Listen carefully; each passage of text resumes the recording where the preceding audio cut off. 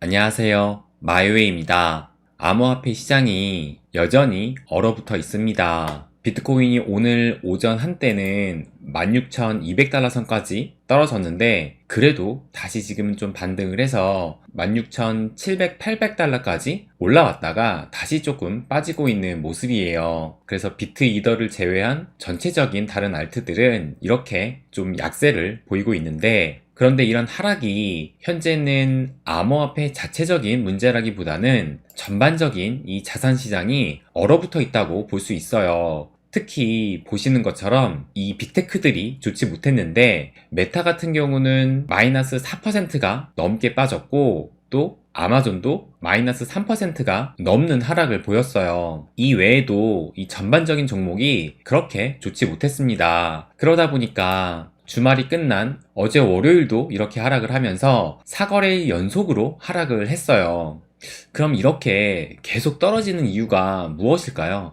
아무래도 내년에도 이 연준이 긴축을 계속 한다라는 전망과 또 그에 따라서 이 경기 침체가 우려되고, 그래서 증시가 더 떨어질 것이라는 그런 전망이 우세하기 때문에 지금은 뭐 오를 만한 호재거리는 없고, 그러한 암울한 전망을 이유로 계속 떨어진다고 보여집니다. 앞으로 전망이 안 좋고 더 떨어진다고 하는데 누가 주식이나 코인을 선뜻 살 수 있겠어요. 그리고 최근에 뭐 미국의 경제 전문가, 뭐 월가의 CEO 할 것 없이 거의 대부분이 내년 경기 침체와 증시 하락을 예상하고 있습니다.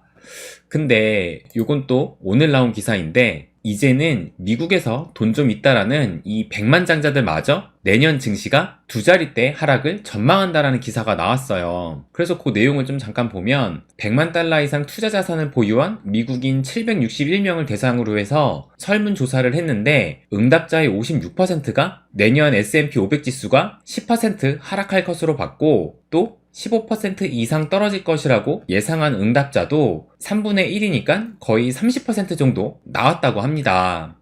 그러니까 이제는 진짜 뭐 경제학자, CEO, 돈 있는 부자들 전부 하나같이 경기 침체와 하락을 외치고 있어요. 그리고 올해 증시도 뭐 미국 증시, 우리나라 코스피 할 것 없이 거의 20% 이상 이렇게 하락을 했잖아요. 그렇다면 작년 이맘때쯤에 2022년 올해 전망을 어떻게 했는지 궁금하지 않으세요? 작년 이맘때쯤에 올해의 증시를 예상을 하면서 이렇게 20% 이상 하락할 것이라고 전문가들이 예상을 과연 했을까요? 그러면 먼저 국내 증시인 이 코스피부터 좀 살펴볼게요. 보시면 2022년 1월 1일에 나온 기사인데, 이민년인 증시 3600선 넘어설 것, 호재넷 악재 하나라고 해서 기사가 나왔어요. 그러면서 뭐라고 했냐면, 전문가들은 올해 증시가 사상 최고 기록을 도전하는 해가 될 것으로 전망을 했다라고 하면서 지난해 최고 기록이었던 3300선을 뚫고 올라갈 수 있다고 보는 것이다 라고 말을 합니다. 그러면서 이 아래를 좀 보시면 이렇게 각 증권사의 리서치 센터장들이 이 코스피에 전망을 하면서 그 상승 근거를 이야기를 하는데, 그것을 좀 살펴보면 뭐 하나금투에서는 코스피가 2890에서 3480, 그리고 상승 근거는 뭐 물류 대란 완화 여부, 그리고 NH투자증권에서는 코스피가 2800에서 3400으로 보고 글로벌 공급망이 차질 완화가 될 것이라면서 상승을 봤어요. 그리고 한국투자증권은 또 비슷하게 2800에서 3400을 보고 글로벌 경제가 완만한 회복세를 보일 것이라고 예상을 했고, 또 메리츠나 삼성증권도 마찬가지로 2800에서 한 3400대를 전망을 했습니다. 그리고 KB증권에서는 2700에서 3600을 바라봤어요. 그러면 지금 코스피가 얼마냐 보시면 뭐 여러분도 아시겠지만 지금 코스피는 거의 한 2300선을 보이고 있습니다. 그런데 올 초에 올해의 코스피를 예상할 때 대부분이 못해도 2800에서 3400을 찍으면서 최고점을 또다시 경신할 것이라고 봤고, 제일 낮게 본 센터장이 코스피가 2700을 예상을 했어요. 그런데 지금은 2300선입니다. 그렇다면 이 미 증시도 한번 살펴보면 이것도 마찬가지로 올해 초에 2022년 글로벌 증시 대전망을 해가지고 S&P 500을 전망을 했는데 평균이 4985를 바라봤고, 낙관로는 5330선, 비관로는 4400선을 봤어요. 그럼 이런 전망을 누가 했느냐, 그거를 좀 보면 낙관론자인 오펜하이머와 골드만삭스가 각각 5330선과 5100선을 제시를 했던 거고, 비관론자인 모건 스탠리가 4400선을 내다본 것입니다. 그렇다면 지금 현재 S&P 500이 얼마인지 그것도 한번 보시면 현재 S&P 500은 3800선을 보이고 있어요. 그런데 보시는 것처럼 올해 전망을 평균으로 4900선을 받고 비관론으로 봐도 4400선을 받습니다. 그런데 현실은 3800인 거예요. 그리고 또 다른 기사를 봐도 요거는 2021년 12월 29일이니까 올해가 되기 직전에 나온 기사인데, 2022년 뉴욕 증시 대형주 강세가 지속된다라고 하면서 보시면 CNBC에서는 애플, 모건 스탠리, 모더나 등 대형주를 내년 유망 종목으로 추천하는 등 월가의 애널리스트들의 주식 추천이 주로 대형주에 집중되어 있다라는 이런 기사도 나왔습니다. 그러면서 여전히 나스닥에는 아마존, 알파벳, 마이크로소프트가 강세를 보일 것이라고 전망을 했어요. 그러면서 이 기사를 봐도 이것도 올해 1월 1일에 나온 기사인데, 내년 변동성이 예상되는 가운데에서도 상승을 전망한다라는 이런 기사가 나왔습니다. 그러면서 이 S&P 500이 코스피처럼 지난해 이렇게 70번째 사상 최고치를 경신했다고 해요. 그렇다면 이 2021년에 코스피나 미증시, S&P 500이나 나스닥이나 전부 사상 최고치를 경신을 했고, 2022년인 다음 해까지 그런 상승의 전망이 이어졌어요. 그러니까 2021년에 사상 최고치를 찍었으니까 이제 내년에는 바닥으로 향해 갈 것이다 라고 이런 추세를 거슬리는 전망을 하지 않았던 겁니다. 그렇다면 전망에도 이 관성의 법칙이 알게 모르게 작용하고 있다고 볼 수 있지 않을까요? 그러면 지금을 다시 돌아보면 지금은 소위 말하는 이런 경제 전문가들 대다수들이 내년도 경기 침체를 얘기하면서 하락을 전망하고 있는데, 실제 올해는 연초부터 시작을 해서 계속 증시가 떨어져 왔는데, 그 관성에 의해서 앞으로의 전망도 그렇게 내놓고 있다고 볼 수도 있지 않을까요? 우리는 이 인간이 한없이 감정적인 동물이라는 것을 잘 알고 있어요.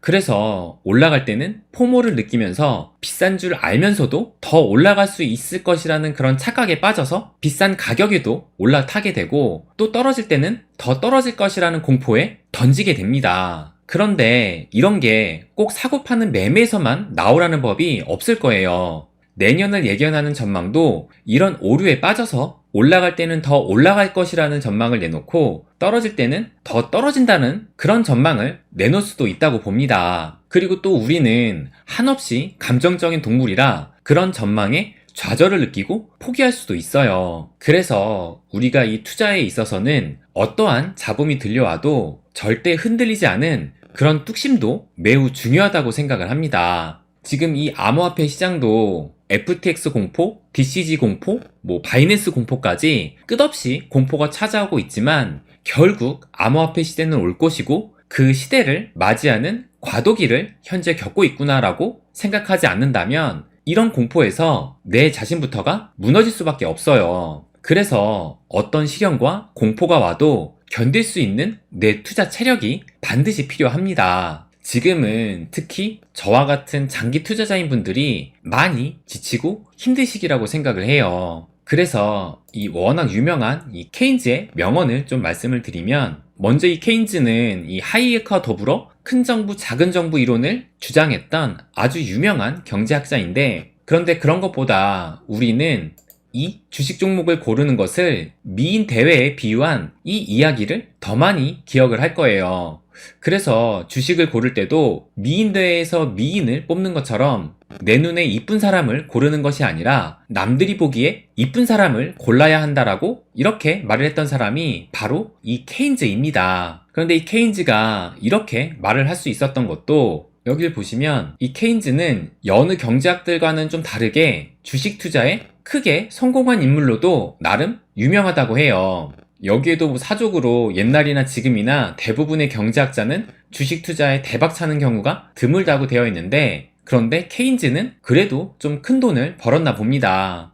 그래서 이 주식과 관련된 몇 가지의 명언이 있는데 그 명언을 좀 소개해 드릴게요. 이 케인즈가 뭐라고 했냐면, 장기 투자자는 실제로 가장 비난을 많이 받을 것이다. 왜냐하면 그 행동의 본질이 괴짜스럽고 파격적이며 무모하다는 것이 보통 사람들의 의견이기 때문이다. 만약 그가 성공한다면 무모함에 대한 일반적인 믿음만을 확인할 수 있을 뿐이고 단기적으로는 그가 성공하지 못할 가능성이 매우 높기 때문에 그는 자비를 받지 못할 것이며 세상의 지혜는 평판이 비관습적으로 성공하는 것보다 관습적인 대로 실패하는 것이 낫다고 가르친다. 하지만 큰 손실을 침착하게 견뎌내는 것이 장기 투자자의 임무이다 라고 말을 했습니다. 이렇게 장기 투자가 얼마나 어려운지 케인즈도 말을 했습니다. 그리고 또 하나의 명언이 여기 보시면 예상되는 일은 결코 일어나지 않는다. 일은 항상 예기치 못할 때 일어난다 라고 말을 했습니다. 지금 모두는 이렇게 내년에 경기 침체를 예상하고 있습니다. 그런데 이 케인즈는 예상되는 일은 결코 일어나지 않는다라고 말을 하고 있어요. 그럼 과연 내년에는 누구의 말이 맞을까요? 저는 결국 이 케인즈의 손이 올라갔으면 합니다. 네, 그럼 오늘은 여기까지 하겠습니다. 항상 제 이야기 끝까지 들어주셔서 감사드립니다. 부자가 되는 길, My Way.